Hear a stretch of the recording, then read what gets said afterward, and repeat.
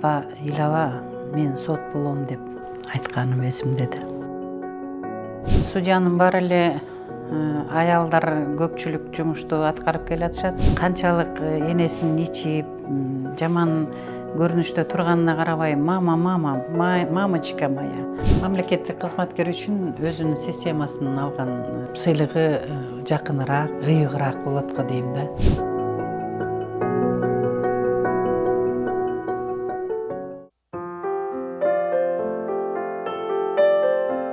Бул кесипти тандап алышыма мен балалыгымда болгон окуя түрткү болду десем жаңылышпайм. Мен 7-класс окуп жүргөндө атам ошо автокырсыктан каза болду. Аркасынан келип машинасы коюп кеткендигин алаксып кетиптир. Анан ошо сотко барганда ошол артынан сүзүп кеткен эле кишини сот актап койду. Бу кандай болот деп апам ыйлап отурганы мага өзүнүн таасирин тийгизди да. Анан ошо апа ыйлаба, мен сот болом деп айтканым эсимдеди.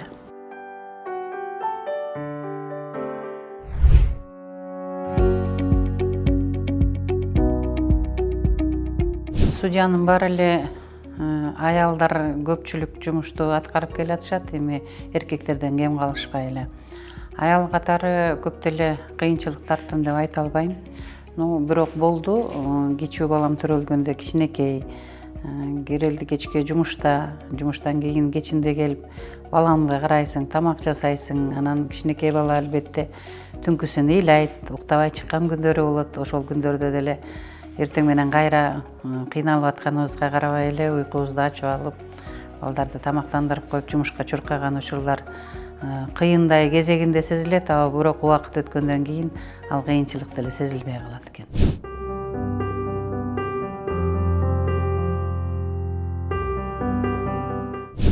Лишение родительских прав болуп калды да, энелик укуктан ажыратуу.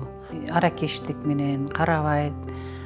Бала кыштын күн болчу, жылаңач эле, өзүнүн да кийген кийимдери кийир абдан каралбай атканы көрүнүп турат да көзгөрүнө. Судья деле ошону энелик укуктан ажыратуу жөнүндө чечим кабыл алды.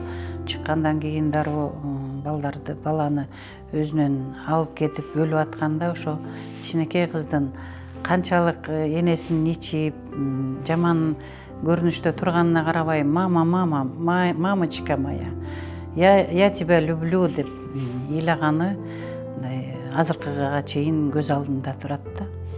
Анан ошондо кандай болсо да эне деген эне экендиги, кандай жагдайда болбосун, кандай болсо дагы эне мээрими балага керек экендиги дагы бир жолу далилдеди десем жаңылышпайм го.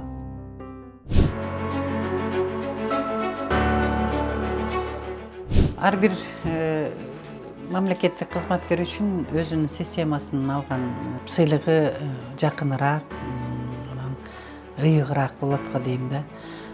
Мага бир коллегабыз айтып калды эле, эң башкысы коллегаларыңдын сени таанып билишүү, признание болгону жакшы. Анысы кандай, мага баарынан ошо жогорку соттун наградалары абдан жагат, абдан сыймыктуу. Андан сырткары менде могу адилет ээси деген ардагерлер, судьялардын ардагерлеринин медалы бар. Эми алар көптү көргөн акылман адамдар да. Анан ошондой адамдардын атынан сыйлык алыш мен үчүн өзүнчө бир сыймык.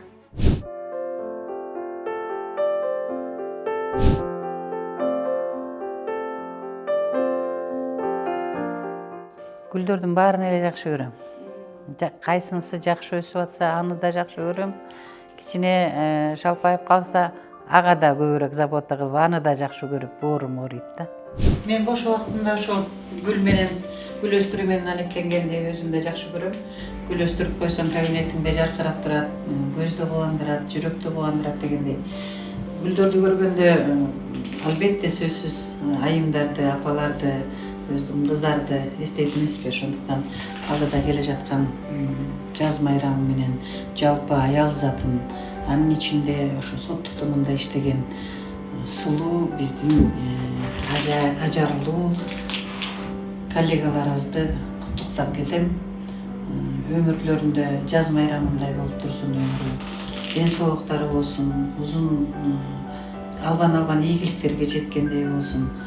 Өйдө кырсыктан сырткары болуп, кажыбас кайраттуу болуп, эркек мырзаларыбыздан кем калышпай, ошо сот тутумун туусун бийик көтөргөн айымдардан болуп жүрө беришсин.